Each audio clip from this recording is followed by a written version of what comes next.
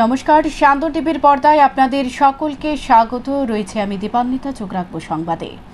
নির্লজ্জতার চরম সীমায় পৌঁছে গেল পাকিস্তান। সাধারণ মানুষকে টার্গেট করছে পাকিস্তান। পাক ড্রোন হামলায় নিহত সরকারি অফিসার। নিহত হচ্ছেন জম্মু কাশ্মীরে সরকারের এক শীর্ষ আধিকারিক। শোক প্রকাশ মুখ্যমন্ত্রী ওমর আবদুল্লাহ। শুক্রবার সন্ধ্যা থেকে পুনরায় শুরু হয়ে যায় পাকিস্তানের হানাদারি। ভারতের ২৬ জায়গায় ড্রোন হামলার চেষ্টা করে নির্লজ্জ পাকিস্তান। জম্মুতে ব্ল্যাকআউট করা হয়। সামাজিক মাধ্যমে এই সংবাদ জানান খোদ জম্মুর মুখ্যমন্ত্রী ওমর আবদুল্লাহ। তিনি আরো জানান, পাকিস্তান রাজৌরি ও কেন্দ্রশাসিত অঞ্চলটির অন্য এলাকায় বেসামরিক জায়গাগুলিকে লক্ষ্য করে হামলা চালায়, যার জেরে জম্মু কাশ্মীর সরকারের এক শীর্ষ আধিকারিক নিহত হয়েছেন। তিনি আরো বলেন, এ ঘটনায় তিনি মর্মাহত। অতিরিক্ত জেলা উন্নয়ন কমিশনের রাজকুমার ঠাক্কার বাড়িতে পাক ড্রোন আঘাত করে। এতে রাজকুমার ঠাক্কার মৃত্যু হয়। পাশাপাশি পাঞ্জাবের ফিরোজপুরে পাকিস্তানের ছোড়া ড্রোনের আঘাতে আহত হয় একই পরিবারের ৩ জন। তাদের মধ্যে এক মহিলার অবস্থা আশঙ্কাজনক। আহতরা স্থানীয় হাসপাতালে চিকিৎসাধীন। এদিকে ভারত পাক যুদ্ধ পরিস্থিতির মধ্যে নেপাল ভারতের পাশে থাকার বার্তা দিয়েছে। শুধু তাই নয়, নেপাল জানিয়ে দিয়েছে কোনোভাবে নেপালের ভূমিকা ভারতের বিরুদ্ধে ব্যবহার করতে দেওয়া হবে না। পরিস্থিতি বেগতিক বুঝতে পেরে বর্তমানে পাকিস্তান নির্লজ্জের মতো একের পর এক কাজ করে যাচ্ছে। নিজেদের দুর্বল দেখি সহানুভূতির ভিকটিম কার্ড খেলে অন্য শক্তিধর দেশগুলির কাছ থেকে সাহায্য পাওয়ার জন্য পাকিস্তান উঠে পড়ে লেগেছে। আর এরই অনুষঙ্গ হিসেবে দেশের ছাত্রদের যুদ্ধের মাঠে নামানোর প্রস্তুতি নিচ্ছে পাকিস্তান। ভারতের সঙ্গে যুদ্ধ পরিস্থিতিতে পাকিস্তানের প্রতিরক্ষা মন্ত্রী খাজা আসিফ শুক্রবার সংসদ অধিবেশনে ঘোষণা করেন যে প্রয়োজনে পাকিস্তানের মাদ্রাসার ছাত্ররা দেশের দ্বিতীয় প্রতিরক্ষা বাহিনী হিসেবে কাজ করবে। শান্তন টিভি। পাকিস্তানের ড্রোন হামলায় ফিরোজপুরে আহত একই পরিবারের ৩ জন। আহত এক মহিলার অবস্থা আশঙ্কাজনক। মোট ২৬টি জায়গায় পাকিস্তানি ড্রোন দেখা যায়। ড্রোন হামলায় আহতরা স্থানীয় হাসপাতালে চিকিৎসাধীন। বৃহস্পতিবারের পর শুক্রবার সন্ধ্যা হওয়ার সাথে সাথে ফের শুরু হয়ে যায় পাক হানা। জম্মুতে ফের ব্ল্যাকআউট করা হয়। সামাজিক মাধ্যমে এই সংবাদ জানান খোদ কাশ্মীরের মুখ্যমন্ত্রী ওমর আবদুল্লাহ। ব্ল্যাকআউটের পর বাজতে থাকে সাইরেন। রাজৌরি সেক্টরে ব্যাপক মর্টার হামলা চালাতে শুরু করে পাকিস্তান। পাঞ্জাবের ফিরোজপুরের পাকিস্তানের ছোড়া ড্রোনের আঘাতে আহত হয় একই পরিবারের ৩ জন। তাঁদের মধ্যে এক মহিলার অবস্থা গুরুতর। সেনাবাহিনী বেশিরভাগ ড্রোন নিষ্ক্রিয় করেছে। উত্তরে বারামুল্লা থেকে দক্ষিণে ভুজ পর্যন্ত আন্তর্জাতিক সীমান্ত এবং নিয়ন্ত্রণ রেখা বরাবর মোট ২৬টি জায়গায় পাক ড্রোন দেখা যায়, যার মধ্যে রয়েছে বারামুল্লা, শ্রীনগর, অবন্তিপুরা, নাকরোটা, জম্মু, ফিরোজপুর, পাঠানকোট, ফাজিলকা, লালগড়, জট্টা, জয়সালমীর, বাড়মের, ভুজ, কুয়ারবেট এবং লাখিনালা। রাত বাড়ার সাথে সাথে অমৃতসরে জারি হয় রেড অ্যালার্ট। সাইরেন বাজতে থাকে। ঘরের আলো বন্ধ রাখতে এবং জানালা থেকে দূরে সরে যেতে নির্দেশ দেন ডিজি অমৃতসরের। পাঞ্জাবের জলন্দরের আকাশেও পাক ড্রোন দেখা যায়। ব্ল্যাকআউট করা হয়েছে জলন্দরে। পাশাপাশি কাপুরথালার তালওয়ান্দি চৌধুরী গ্রামে শোনা যায় বিকট বিস্ফোরণের শব্দ। গোয়েন্দওয়াল বিয়াস সেতুর কাছে এই বিস্ফোরণ ঘটেছে বলে জানা গেছে। শান্তন টিভি। শুক্রবার রাতে বড়সড় প্রত্যাঘাত ভারতের। যোগ্য জবাব দিল পাকিস্তানকে। পাকিস্তানের ৪ বায়ুসেনা ঘাঁটি গুঁড়িয়ে দিল ভারত। আখনুরের উল্টো দিকে পাকিস্তানের শিয়ালকোটে জেলার লুনি এলাকায় থাকা জঙ্গিদের লঞ্চপ্যাড সম্পূর্ণ ধ্বংস করে দিয়েছে বিএসএফ। পাক গোলাবর্ষণে নিহত কাশ্মীরের অতিরিক্ত জেলা উন্নয়ন কমিশনার রাজকুমার ঠাক্কা। ভারত পাক যুদ্ধ পরিস্থিতির মধ্যে যথেষ্ট সংযম মনোভাব দেখিয়ে যাচ্ছে, কিন্তু ভারতের এই ভূমিকাকে দুর্বলতা ভেবে পাকিস্তান প্রতিনিয়ত ভারতের উপর হামলা চালিয়ে যাচ্ছে। তবে শুক্রবার রাতে বড়সড় প্রত্যাঘাত করল ভারত। পাকিস্তানের ৪ বায়ুসেনা ঘাঁটি গুঁড়িয়ে দিল ভারত। আখনুরের উল্টো দিকে পাকিস্তানের শিয়ালকোট জেলার লুনি এলাকায় থাকা জঙ্গিদের লঞ্চ প্যাড সম্পূর্ণ ধ্বংস করে দিয়েছে বিএসএফ। এদিকে যুদ্ধের আবহে উড়িষ্যা সরকার আরডিসি কালেক্টর এবং ডিএমদের সমস্ত ছুটি বাতিল করার ঘোষণা করেছেন। তাদের উদ্দেশ্য দেওয়া হয়েছে যে তারা যেন দ্রুত হেডকোয়ার্টারে ফিরে গিয়ে কাজে যোগ দেন। এ সময় আর কোনো ছুটি অনুমোদন করা হবে না। পাঞ্জাবের ভাটিন্ডায় জারি করা হলো লাল সতর্কতা। জেলার সব বাসিন্দাদের অনুরোধ করা হয়েছে সবাই যেন বাড়িতে থাকেন। জরুরি পরিস্থিতির জন্য প্রস্তুতি নিতে দিল্লির মুখ্যমন্ত্রী রেখা গুপ্ত এবং রাজ্যের স্বাস্থ্যমন্ত্রী পঙ্কজ কুমার সিং সমস্ত মেডিকেল সুপারিনটেন্ডেন্টদের সঙ্গে বৈঠক করেছেন। পাক গোলাবর্ষণে নিহত কাশ্মীরের অতিরিক্ত জেলা উন্নয়ন কমিশনার রাজকুমার ঠাঙ্কা সামাজিক মাধ্যমে শোক প্রকাশ করলেন জম্মু কাশ্মীরের কেন্দ্রীয় শাসিত অঞ্চলের মুখ্যমন্ত্রী ওমর আবদুল্লাহ।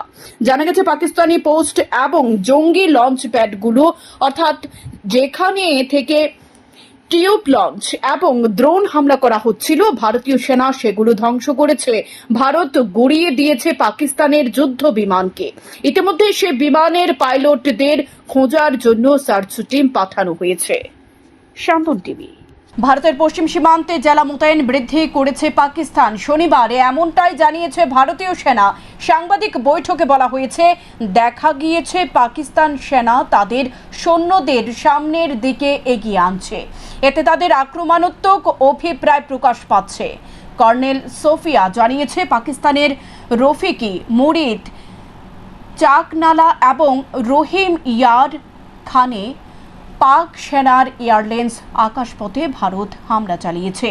এছাড়া সুক্কুর এবং চুনিয়ায় পাক সেনা ঘাঁটি, পশরুর এবং শিয়ালকোটের বিমান ঘাঁটিতেও হামলা চালিয়েছে। বিদেশ মন্ত্রক এবং সেনার যৌথ বিবৃতিতে বলা হয়েছে, ভারতের পশ্চিম সীমান্তের পাকিস্তানের আক্রমণকারী ভারতীয় সেনা ঘাঁটিগুলিকে নিশানা করা হচ্ছে। ড্রোন এবং অন্যান্য মাধ্যমে গোলা বর্ষণ চলছে। অধিকাংশ হামলায় ভারত নিষ্ক্রিয় করেছে।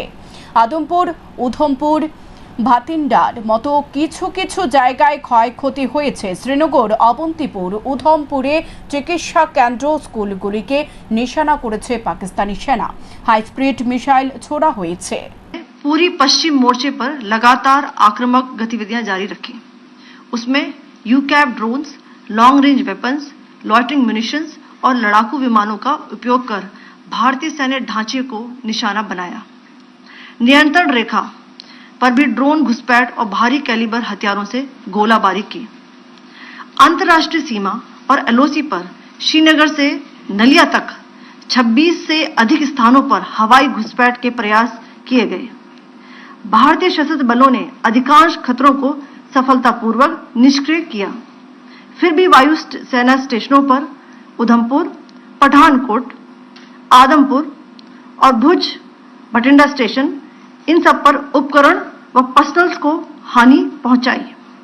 मैं ये भी बताना चाहती हूं कि पाकिस्तान ने हाई स्पीड मिसाइल सुबह 1:40 पर इस्तेमाल करके पंजाब के एयरबेस स्टेशन को दागने की कोशिश की। एक निंदनीय और अनप्रोफेशनल एक्ट के तहत पाकिस्तान ने श्रीनगर, अवंतीपुर और उधमपुर के वायु सेना अड्डों पर चिकित्सा केंद्र और स्कूल परिसर को निशाना भी बनाया, जिससे उसके द्वारा सिविल इंफ्रास्ट्रक्चर पर हमला करने की गैर जिम्मेदाराना प्रवृत्ति फिर उजागर हुई। ভারত পাকিস্তান যুদ্ধ পরিস্থিতিতে বিমান পরিষেবায় ব্যাপক প্রভাব পড়ল। উত্তর ও পশ্চিম ভারতের মোট 32টি বিমানবন্দরে সমস্ত বেসামরিক বিমান চলাচল সাময়িকভাবে বন্ধ রাখার ঘোষণা করেছে ভারতীয় বিমানবন্দর কর্তৃপক্ষ। ভারতীয় বিমানবন্দর কর্তৃপক্ষ একাধিক নোটিশ জারি করে বিমান পরিষেবার ক্ষেত্রে উত্তর ও পশ্চিম ভারতের মোট 32টি বিমানবন্দরে সমস্ত বেসামরিক বিমান চলাচল সাময়িকভাবে বন্ধ করার ঘোষণা করা হয়েছে। এই নিষেধাজ্ঞা 15 মে 5:29 পর্যন্ত কার্যকর থাকবে। এটি অপারেশনাল কারণে জারি করা হয়েছে বলে নোটামে জানানো হয়েছে।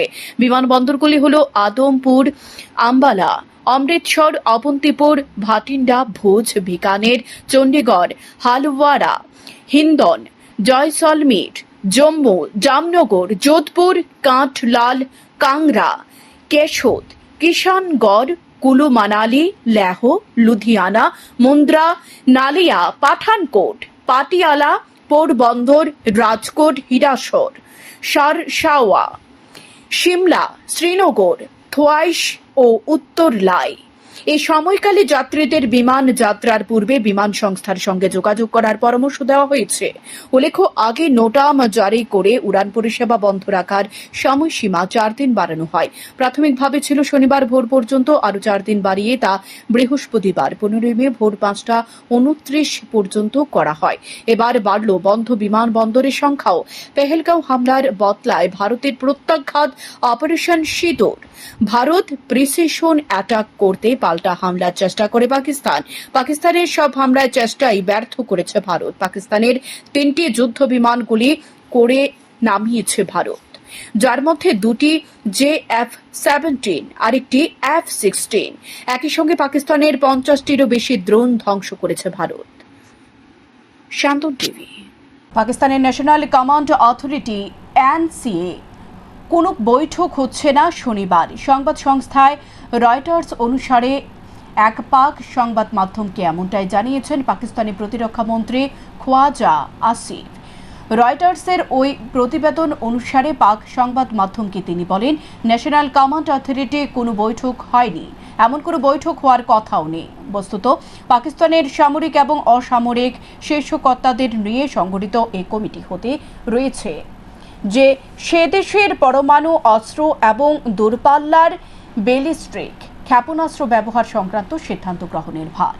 প্রধানমন্ত্রী, কেন্দ্রীয় স্বরাষ্ট্রমন্ত্রী এবং প্রতিরক্ষা মন্ত্রীর নির্দেশ অনুযায়ী যখন যা করার তা করা হচ্ছে। শুক্রবার বিভিন্ন নিরাপত্তা রক্ষী বাহিনীর আধিকারিকদের সাথে বৈঠক করা হয়েছে। বৈঠকে বিভিন্ন নিরাপত্তা রক্ষী বাহিনীর আধিকারিকদের নির্দেশ দেওয়া হয়েছে সীমান্ত এলাকায় নিরাপত্তা সুনিশ্চিত করার জন্য। শনিবার এক সাক্ষাৎকারে এই কথা বলেন মুখ্যমন্ত্রী ডাক্তার মানিক সাহা। ভারত পাকিস্তান যুদ্ধ আবহের মধ্যে বিভিন্ন সুরক্ষা বাহিনীর আধিকারিকদের নিয়ে রুদ্ধদ্বার বৈঠক করলেন মুখ্যমন্ত্রী ডাক্তার মানিক সাহা। পাকিস্তানে লাগাতার হামলার পর ভারতের প্রত্যাঘাতের জেরে দিশেহারা পাকিস্তান। এই পরিস্থিতিতে একদিকে যেমন পাকিস্তানি সেনা ধারাবাহিকভাবে ভারতের উপর হামলা চালাচ্ছে, তেমনি অপরদিকে জঙ্গি অনুপ্রবেশের চেষ্টা চালিয়ে যাচ্ছে। সেদিক থেকে উত্তর পূর্বাঞ্চলের রাজ্যগুলিও যে কোনো সময় টার্গেট হতে পারে। পরিস্থিতিতে শুক্রবার বিভিন্ন নিরাপত্তা রক্ষী বাহিনীর আধিকারিকদের নিয়ে রুদ্ধদ্বার বৈঠক করলেন মুখ্যমন্ত্রী ডাক্তার মানিক সাহা। এদিন 1 ঘন্টারও বেশি সময় ধরে চলে বৈঠকে সীমান্তরক্ষী বাহিনী, আসাম রাইফেল এবং অন্যান্য বাহিনীর আধিকারিক ও বিভিন্ন গোয়েন্দা শাখার আধিকারিকরা উপস্থিত ছিলেন। মুখ্যমন্ত্রী এদিন ভারত বাংলাদেশ সীমান্ত এলাকায় নজরদারি বৃদ্ধির জন্য নিরাপত্তা রক্ষী বাহিনীর আধিকারিকদের নির্দেশ দেন। সীমান্ত সুরক্ষার উপর এদিন মুখ্যমন্ত্রী সবচেয়ে বেশি গুরুত্ব দেন, যাতে করে কোনোভাবে বাংলাদেশ হয়ে জঙ্গিরা ত্রিপুরা রাজ্যে ঢুকতে না পারে। শনিবার এক সাক্ষাৎকারে মুখ্যমন্ত্রী ডাক্তার মানিক সাহা জানান, দেশের উদ্ভূত পরিস্থিতির মধ্যে দেশের প্রধানমন্ত্রী, কেন্দ্রীয় স্বরাষ্ট্রমন্ত্রী এবং প্রতিরক্ষা মন্ত্রীর সাথে সময়ে যোগাযোগ করা হচ্ছে। তাদের নির্দেশ অনুযায়ী যাবতীয় ব্যবস্থা গ্রহণ করা হচ্ছে। এছাড়াও শুক্রবার বিভিন্ন নিরাপত্তা রক্ষী বাহিনীর আধিকারিকদের নিয়ে তিনি বৈঠক করেছেন। নিরাপত্তা রক্ষী বাহিনীর মধ্যে সমন্বয় রক্ষা করে সীমান্ত এলাকায় নিরাপত্তা সুনিশ্চিত করার জন্য নিরাপত্তা বাহিনীর আধিকারিকদের বলেছেন। পাশাপাশি কোন সময় কি করতে হবে সে বিষয়ে প্রধানমন্ত্রী, কেন্দ্রীয় স্বরাষ্ট্রমন্ত্রী এবং প্রতিরক্ষা মন্ত্রী সময় নির্দেশ দিচ্ছেন, সে মোতাবেক কাজ করা হচ্ছে। लोग आए थे तो पूरा मैंने कोऑर्डिनेशन के लिए मैंने इन लोगों को बताया कि पूरा बॉर्डर जो है थोड़ा सा मैंने ठीक ठाक से बंदोबस्त रहे, यही बस इतना ही मैंने इन लोगों को। दूसरे स्टेट में जो एयरपोर्ट है वो बंद किया गया है, हमारे यहाँ इस तरह का कोई सिचुएशन है क्या? और दूसरे जो है सिक्योरिटी अलर्टमेंट किया गया है क्या, इसके बारे में? नहीं देखिए, हर चीज़ के मामले में केंद्रीय सरकार माननीय प्रधानमंत्री जी के निर्देश के अनुसार हमारे डिफेंस मिनिस्टर से शुरू करके फिर हमारे एक्सटर्नल मिनिस्टर से शुरू करके सभी ने पूरा किस तरह क्या करना है, पूरा डू और डोंट, ये पूरा हम लोगों को निर्देश का यहाँ मिलता रहता है। उस हिसाब से काम चल रहा है। कहाँ एयरपोर्ट बंद रहेगा, कैसे सुरक्षा होना चाहिए, लेकिन हमारे तरफ से बहुत त्रिपुरा में जो है सब उस हिसाब से तैयार है, कोई दिक्कत नहीं होना चाहिए। कोई थ्रेट की विषय नहीं है? थ्रेट तो हम कैसे, थ्रेट तो हो ही सकता है, लेकिन हम तैयार है कि नहीं, दिस वेरी इम्पोर्टेंट। বাংলাদেশের মাটি ব্যবহার করে পাকিস্তানি জঙ্গি ভারতে অনুপ্রবেশ করার চেষ্টা করতে পারে। ত্রিপুরা রাজ্যে 3 পাশে রয়েছে বাংলাদেশ। স্বাভাবিকভাবে ত্রিপুরা রাজ্যে জঙ্গি অনুপ্রবেশের আশঙ্কা রয়ে গেছে। এ পরিস্থিতিতে বিভিন্ন নিরাপত্তা বাহিনীর আধিকারিকদের সাথে মুখ্যমন্ত্রীর বৈঠক অত্যন্ত তাৎপর্যপূর্ণ বলে অভিমত অভিজ্ঞ মহলের। শান্তন টিভি। জিবি হাসপাতালে স্বাস্থ্য পরিষেবা নিয়ে মানুষের মধ্যে বিভ্রান্ত সৃষ্টি করার চেষ্টা করে বিরোধীরা। তারা চায় কিভাবে ডাক্তার, স্বাস্থ্যকর্মী এবং হাসপাতালের উপর থেকে মানুষের আস্থা নষ্ট করা যায়। এগুলো রাজনীতি বলে অভিমত ব্যক্ত করেন মুখ্যমন্ত্রী। শনিবার রাজধানী শান্তিপাড়া এলাকায় চক্ষু শিবিরে গিয়ে একথা বলেন তিনি। শনিবার আগরতলার শান্তিপাড়া স্থিত কুড়ি নং ওয়ার্ডে এক চক্ষু শিবিরের আয়োজন করা হয়। শান্তিপাড়া প্রবীণ নাগরিক সংঘ এবং অশ্বিনী নেত্রালয়ের যৌথ উদ্যোগে চক্ষু চিকিৎসা শিবির অনুষ্ঠিত হয়। শিবিরে উদ্বোধন করেন মুখ্যমন্ত্রী ডাক্তার মানিক সাহা। তারপর অনুষ্ঠানে মুখ্যমন্ত্রী বক্তব্য রেখে বলেন, মানুষের জন্য কিছু করার তাগিদ রয়েছে অশ্বিনী নেত্রালয়ের। তারা গত 2 বছর আগে ত্রিপুরাতে সেন্টার চালু করার পর বর্তমানে অনেকটাই আধুনিক পরিষেবা দিয়ে চলেছে। মুখ্যমন্ত্রী বলেন, বিভিন্ন কারণবশত চোখের সমস্যা হয়। আজকের এই শিবির থেকে এ বিষয়ে অবগত হওয়া যাবে। পাশাপাশি যারা মধুমেহ রোগে আক্রান্ত কিংবা 40-এর অধিক বয়স, তাদের অবশ্যই চোখের পরীক্ষা করা প্রয়োজন। সুতরাং এ ধরনের শিবির অত্যন্ত প্রশংসনীয় বলে জানান মুখ্যমন্ত্রী। মুখ্যমন্ত্রী বলেন, প্রবীণ নাগরিকরা মাঝে মধ্যে সকলের কাছে বোঝা বলে মনে হয়, কিন্তু এই ধরনের চিন্তা ভাবনা থেকে বিরত থাকার জন্য সকলের কাছে আহ্বান জানান মুখ্যমন্ত্রী। তিনি বলেন, প্রবীণ নাগরিক ঘরে কিংবা বাইরে যেখানেই হোক না কেন, তাদের প্রতি শ্রদ্ধা সম্মান রেখে সকলের এগিয়ে যেতে হবে। এই প্রবীণ নাগরিকদের প্রতি সকলের সামাজিক দায়িত্ব রয়েছে। ভবিষ্যতে যাতে আর কোনো বৃদ্ধাশ্রম রাজ্যে তৈরি করতে না হয়, তার জন্য সকলের প্রতি আহ্বান জানান মুখ্যমন্ত্রী। মুখ্যমন্ত্রী আরো বলেন, রাজ্যের বিরোধীরা পরোক্ষভাবে চিকিৎসক এবং স্বাস্থ্যকর্মীদের অপমান করেন। শুধু তাই নয়, মানুষের মধ্যে তারা জিবি হাসপাতালে স্বাস্থ্য পরিষেবা নিয়ে বিভ্রান্ত সৃষ্টি করতে চায়। প্রতিদিন জিবি হাসপাতাল থেকে বহু মানুষ হাসি মুখে বাড়ি ফিরছে। মাঝে মধ্যে 2-1টি ঘটনা ঘটলে তা নিয়ে বিভ্রান্ত ছড়ানোর চেষ্টা করে তারা। তারপরে মানুষ চিকিৎসা পরিষেবার জন্য বাড়িঘর বিক্রি করে রাজ্যের বাইরে যাওয়ার সিদ্ধান্ত নেয়। অথচ বর্তমান সরকার প্রতিষ্ঠিত হওয়ার পর রাজ্যে স্বাস্থ্য পরিষেবাকে ঢেলে সাজানোর চেষ্টা করছে। আর বিরোধীরা কিভাবে জিবি হাসপাতালের উপর থেকে আস্থা ফেরানো যায় সে চিন্তা করে। এর পিছনে মূলত একটাই কারণ, বিরোধীরা রাজনীতির কারণে মানুষকে বিভ্রান্ত করছে। এমনটাই অভিমত ব্যক্ত করলেন মুখ্যমন্ত্রী। বৃদ্ধাশ্রম আজকাল আরেকটা সমস্যা আমরা দেখছি। আমাদের আজকের যে চিকিৎসা শিবির পাশাপাশি ওনাদের প্রতি আমাদের যে সামাজিক দায়িত্ব, সেটাও কিন্তু আমাদের চিন্তা করতে হবে। আগামী দিন যেন আর একটিও এই ধরনের কোনো যাতে বৃদ্ধাশ্রম ত্রিপুরাতে তৈরি না হয়।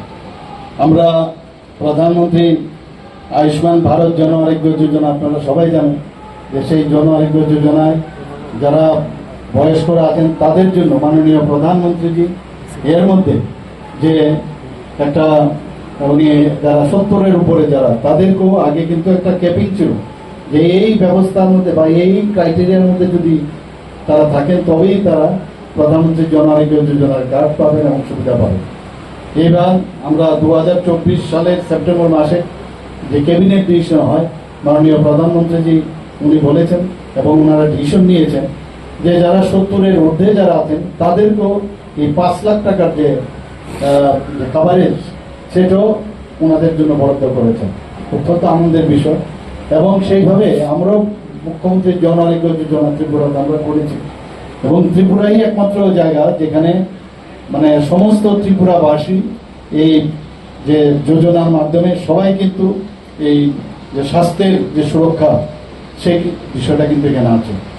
আপনারা এর মধ্যে এখানে যেহেতু আজকে চক্ষু চিকিৎসা শিবির, তো আপনারা সবাই জানেন এবারের বাজেটে আমরা এখানে প্রায়শ আমরা দেখি বহু লোক এখানে, তো এখন নতুন ভাবে ওনারা এসছেন অশ্বিনী নেত্রালয়, কিন্তু বহু লোক এখনো বাইরে চলে যায় চোখ দেখানোর জন্য, বলে এখানে চিকিৎসা হয় না। চিকিৎসা না হওয়ার কারণ কিন্তু আমরা নিজেরাই। আমাদের কিছু কিছু লোক আছে, বিশেষ করে যারা বিরোধী, তারা কিন্তু ইচ্ছে করে, আমি বলবো ইনডাইরেক্টলি অসম্মান করেন আমাদের ডাক্তারবাবুদের। আয়োজিত চক্ষু শিবির ঘুরে দেখেন মুখ্যমন্ত্রী। এই ধরনের সামাজিক কর্মসূচি প্রশংসা করেন তিনি। বাইখোরা পশ্চিম চরকবাই এলাকায় অগ্নিসংযোগে মৃত্যু এক বৃদ্ধ মহিলার। ঘটনার বিবরণী জানা যায়, শুক্রবার রাতের বেলা বাইখোরা থানাধীন পশ্চিম চরকবাই এলাকায় রেণুবালা কুড়ি নামে এক বৃদ্ধা মহিলা বাড়ি কিছু পরিত্যক্ত জিনিস পুড়ে ফেলার উদ্দেশ্যে আগুন দেয়। সে সময় আচমকা ওনার শরীরে আগুন লেগে যায়, তারপরে মৃত্যু হয় তাঁর। খবর পেয়ে পুলিশ ছুটে গিয়ে মৃতদেহ ময়নাতদন্তের জন্য বাইখোরা প্রাথমিক স্বাস্থ্য কেন্দ্রে নিয়ে আসে। শনিবার মৃতদেহ ময়নাতদন্তের পর পরিবারের লোকজনদের হাতে তুলে দেওয়া হয়। রেণুবালা কুড়ির অস্বাভাবিক মৃত্যুকে শোকের ছায়া নেমে আসে। আমরা একটা ইনফরমেশন পাইলাম ওয়েস্ট চরকবাই রামু বালা কুড়ির হঠাৎ আগুন লেগে যায়। খবর পাওয়ার পর আমরা ঘটনাস্থলে যাই, জানতে পারি যে তাইনের হাজব্যান্ড 98-99 বয়স, তাইনেও অসুস্থ। হাগিসগুলো ডেলি ব্যবহার করার পর আগুন দেওয়া হয়। তো এই তাইনে মহিলা আগুন দিতে যাইয়া হঠাৎ নিজের গাও আগুন লেগে যায়। এরপরে এই দুর্ঘটনা হয়। পরবর্তী সময়ে আমরা হসপিটালে মর্গে লাশ নিয়ে আসি এবং পিএম করার পর পিএম আজকে তাদের পরিবারের হাতে তুলে দেওয়া হয়। ওনার নাম রেণুবালা কুড়ি, 83 বয়স। প্রয়াত হলেন প্রাক্তন বিধায়ক বূর্ব মোহন ত্রিপুরা। তিনি করবুক বিধানসভা কেন্দ্রের বিধায়ক ছিলেন। মৃত্যুকালে ওনার বয়স হয়েছিল 79 বছর। দীর্ঘদিন ধরে তিনি ক্যান্সার রোগে ভুগছিলেন। শনিবার সকালে তিনি অটল বিহারী বাজপেয়ী রিজিওনাল ক্যান্সার হাসপাতালে শেষ নিঃশ্বাস ত্যাগ করেন। পরবর্তী সময়ে ওনার মৃতদেহ নিয়ে যাওয়া হয় ত্রিপুরা বিধানসভায়। বিধানসভা চত্বরে উপস্থিত ছিলেন মন্ত্রী সুশান্ত চৌধুরী, বিধায়ক সুদীপ রায় বর্মন, বিধায়ক দীপক মজুমদার, রাষ্ট্রমন্ত্রী বৃষকেতু দেববর্মা সহ অন্যান্যরা। উপস্থিত সকলে ওনার মৃতদেহে ফুল দিয়ে ওনার প্রতি শ্রদ্ধা নিবেদন করেন। মন্ত্রী সুশান্ত চৌধুরী জানান, প্রয়াত বূর্ব মোহন ত্রিপুরা একজন সহজ সরল মানুষ ছিলেন। 2018 সালে তিনি করবুক বিধানসভা কেন্দ্র থেকে বিজেপির টিকিটে জয়ী হয়ে বিধায়ক হন। করবুকের উন্নয়নে তিনি অনেক কাজ করেছেন। ওনার কাজের জন্য করবুকবাসী ওনাকে মনে রাখবে। ওনার প্রয়াণে অপূরণীয় ক্ষতি হয়েছে। মন্ত্রী সুশান্ত চৌধুরী প্রয়াত বূর্বমোহন ত্রিপুরার পরিবারের পরিজনদের সমবেদনা জানান। ত্রিপুরা, যিনি 2018 সালে রাজ্যে যখন সরকার পরিবর্তন হয়, করবুক বিধানসভা কেন্দ্র থেকে বিজেপির প্রার্থী হিসেবে বিধায়ক নির্বাচিত হয়েছিলেন এবং যদিও বিগত দিনে তার সঙ্গে তত আমাদের সখ্যতা বা পরিচিতি ছিল না, কিন্তু তারপরেও কয়েক বছর বিধানসভার ভেতরে এবং বাইরে যতটুকু দেখতে পেয়েছি, ওনাকে অত্যন্ত সহজ সরল জীবনযাপন করতেন। কারোর সঙ্গে কোনো সময় কোনো উচ্চবাচ্য করে কথা বলা বা কোনো ক্রিটিক্যাল কোনো জিনিস নিয়ে কোনো আলোচনা করা, সেই জিনিসগুলো আমরা তার মধ্যে পরিলক্ষিত করি। খুবই সহজ সরল ছিলেন, বিশ্বাসযোগ্য ব্যক্তি ছিলেন এবং পরবর্তী সময়ে তীব্রামথা দলের সঙ্গে ওনার সখ্যতা হয় এবং আজকে শুনলাম যে উনি আজ আমাদের মধ্যে নেই। এই হলোকের মায়া ত্যাগ করে পরলোক গমন করেছেন। ওনার এই প্রয়াণে 79 বছর বয়স ওনার প্রয়াণ হয়েছে এবং নিশ্চয়ই রাজনীতিতে ক্ষতি হলো, কারণ সহজ সরল মানুষ রাজনীতিতে থাকা প্রয়োজনীয়, সেটা আমরা উপলব্ধি করতে পারি। মানুষের কাছে করবুক বিধানসভার উন্নয়নে যে ভূমিকা উনি রেখে গেছেন, সেখানকার মানুষ সেটা স্মরণ রাখবে। আমরা শাসক দলের পক্ষ থেকে, এখানে শাসক বিরোধী প্রত্যেকেই আছেন, আমরা ওনার পরিবারকে সমবেদনা জানাচ্ছি, সহমর্মিতা জানাচ্ছি। প্রায় লক্ষাধিক টাকার নেশা সামগ্রী সহ আটক এক নেশা কারবারি। শুক্রবার সন্ধ্যায় আমতলী থানার পুলিশ গোপন খবরের ভিত্তিতে মতিনগর সুকুমিয়ার বাড়িতে অভিযান চালায়। অভিযান চালিয়ে 33 গ্রাম ব্রাউন সুগার, 130টি হাবা ট্যাবলেট এবং 2 প্যাকেট এমটি ভাওয়েল উদ্ধার করে এবং বাড়ির মালিক সুকুমিয়াকে গ্রেপ্তার করে পুলিশ। তার বিরুদ্ধে বিশেষ এনটিপিএস ধারা অনুযায়ী মামলা নিয়ে তদন্ত শুরু করেছে আমতলী থানার পুলিশ। তার সাথে আর কে জড়িত রয়েছে কিনা সেটিও খতিয়ে দেখছে পুলিশ। সন্ধ্যাবেলায় একটা ইনফরমেশনের ভিত্তিতে আমাদের থানার অফিসাররা মতিনগর এলাকায় একটা বাড়িতে রেড করে, তার নাম হলো সুকুমিয়া। তার বাড়িতে রেড করে তার বাড়িতে প্রচুর পরিমাণ হিরোইন, ইয়াবা ট্যাবলেট, এমটি ভাইল ইত্যাদি পাওয়া যায়। তো আমরা এনডিপিএস আইনের সমস্ত রেসিপি ফলো করে আমরা এগুলো সিজার করেছি, যেখানে পাওয়া যায় 33 গ্রাম হিরোইন, 130 গ্রাম ইয়াবা ট্যাবলেট এবং প্রায় 2 প্যাকেট, বড় 2 প্যাকেট এমটি ভাইল তার কাছ থেকে উদ্ধার করেছি। স্যার, এগুলির ইন টোটাল বাজার মূল্য কত হতে পারে?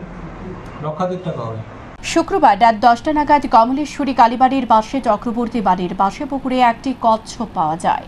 সাথে সাথে এক যুবক সেই কচ্ছপটিকে কমলেশ্বরী বাড়িতে নিয়ে আসে। রাতে কালীবাড়ির পুরোহিতকে ডেকে ওই কচ্ছপটিকে স্নান করিয়ে সিঁদুর লাগিয়ে কালীবাড়ির দিঘিতে ছেড়ে দেওয়া হয়। বলা বাহুল্য, কালীবাড়ির দিঘিতে আরও কচ্ছপ আছে। কমলেশ্বরী মন্দিরের পাশে চক্রবর্তীর বাড়িতে তোমার জল খুব কম আছিল, দিকে এখানে একটা কচ্ছপ পাওয়া গেছে। কচ্ছপটারে এক কোণে আনা হয়েছে, এলাকাবাসী আনা আমার কাছে দেওয়া হয়েছে। আমি এটা সুদন করে সেইটা পুকুরে এটা আমি আবার পুনরায় সাইডে দেওয়া হয়েছে। এটারে কোন পুকুর থেকে পাওয়া গিয়েছে? এই চক্রবর্তী বাসা। শনিবার রাজ্যে বসেছে এই বছরের দ্বিতীয় জাতীয় লোক আদালত। ত্রিপুরা হাইকোর্ট ছাড়াও রাজ্যের সব জেলা এবং মহকুমা আদালত চত্বরে এই লোক আদালত বসবে। মোট 40টি বেঞ্চে 21,410টি মামলা নিষ্পত্তির জন্য তোলা হয়। জাতীয় লোক আদালতে মোটর দুর্ঘটনায় ক্ষতিপূরণ সংক্রান্ত 339টি মামলা, বৈবাহিক বিরোধ সংক্রান্ত 221টি মামলা, ব্যাংক ঋণ পরিশোধ সংক্রান্ত 5,457টি মামলা, বিএসএনএলের বিল পরিশোধ সংক্রান্ত 1000 মামলা, আপোষযোগ্য ফৌজদারি বিরোধের 14,264টি মামলা, চেক বাউন্স সংক্রান্ত 63টি মামলা, ক্রেতা স্বার্থ সংক্রান্ত 9টি মামলা, বিদ্যুতের বিল সংক্রান্ত 48টি মামলা এবং চাকুরি সংক্রান্ত বিষয়ে 8টি মামলা নিষ্পত্তির জন্য তোলা হবে। রাজ্য আইন সেবা কর্তৃপক্ষের এক্সিকিউটিভ চেয়ারম্যান বিচারপতি অমরনাথ গৌড় জাতীয় লোক আদালত সফল করতে প্রয়োজনীয় নির্দেশ দিয়েছে বলে জানান ত্রিপুরা রাজ্য আইন সেবা কর্তৃপক্ষের সদস্য সচিব ঝুমা দত্ত চৌধুরী। আজকে দ্বিতীয় ন্যাশনাল লোক আদালত অনুষ্ঠিত করছি। সারা ত্রিপুরাতেই আমরা প্রত্যেকটা ডিস্ট্রিক্ট এবং সাব ডিভিশনে কোর্টগুলিতে আমাদের এই লোক আদালত বসেছে।